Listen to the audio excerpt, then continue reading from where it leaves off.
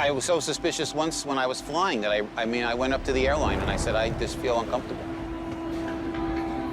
The worst thing for me was they actually didn't let the guy fly. I mean, I remember the air marshals letting him board. As soon as everybody sat down, they got up and they took him off the plane. And I was like, oh my God. I mean, did I make a mistake or was that something? So, I mean, yeah, I mean, I think I have legitimate reasons for being afraid. Because if you get too complacent, they're going to attack again. I mean, I'm glad that they're that vigilant.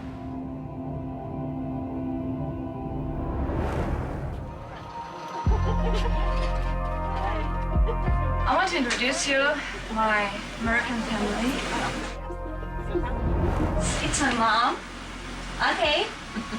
My name's Ardith. Yes, Graham. I've been married to Deloitte for 22 years.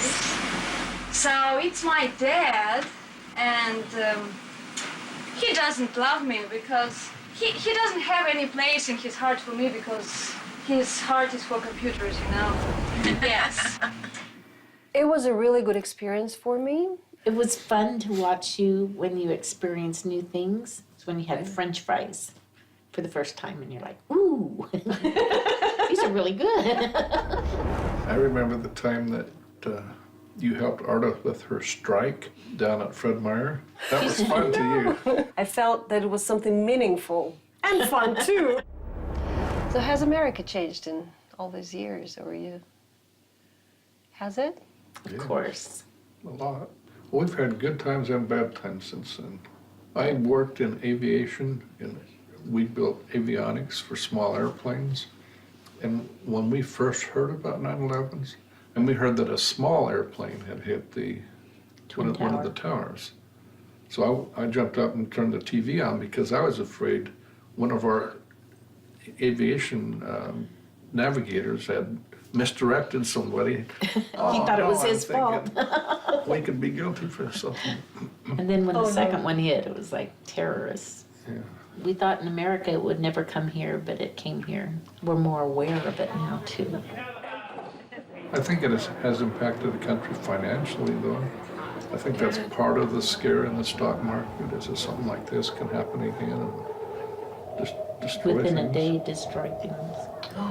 And we worry that they'll attack the financial system. There's a lot of fear that wasn't there before. You just worry that what's going to happen next. Remember on the BART train the other day with Sean, his family? A man got on and he was wearing the headdress of somebody, and I thought, what if he has a bomb? It's like, alert, alert. I know. But that's crazy. our self-preservation. We watch for it, and if we think it's happening, then we'll do something about it. The military is to stay on full alert, dispersal of population and assets against air attack to stay in place. You all know the mobilization alarms. If you hear them, act immediately. He sighed. And let's pray the war is over. Oh, she's so cute. That's Jolie. Oh, Jolie. Like Paul. She looks a lot.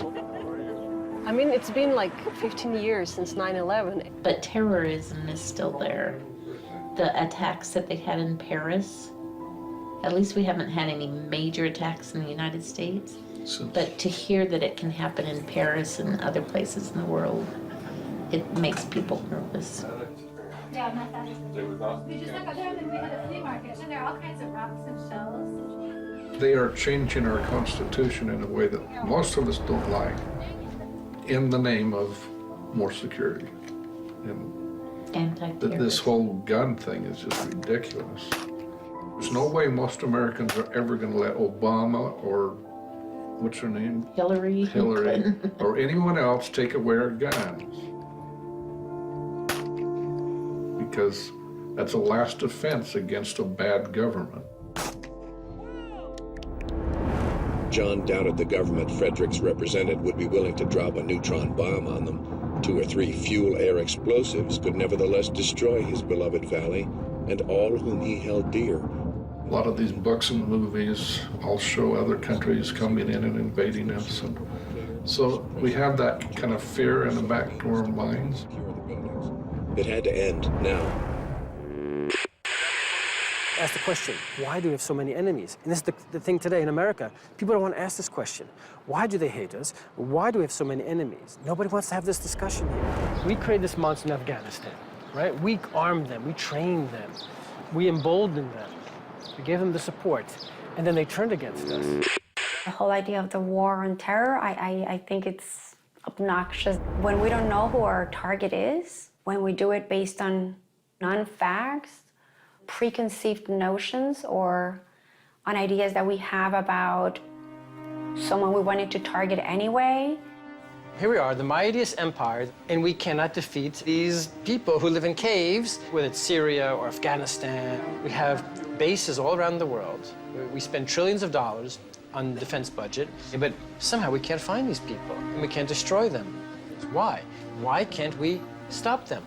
Why did this war, why is it still going on 15 years later? Personally, I think it's because at this point it's a business. It's business. People are making so much money. What do we get? We get insecurity, we get fear, we get danger of all sorts. The more we get involved in the Middle East, the more powerful these terrorist groups become, the more fanatical they become. They see us as the invaders, so now they want their revenge. I probably feel the same way that a lot of folks feel, helpless. What can I personally do? I really don't know. It's very anxiety-provoking, I would say.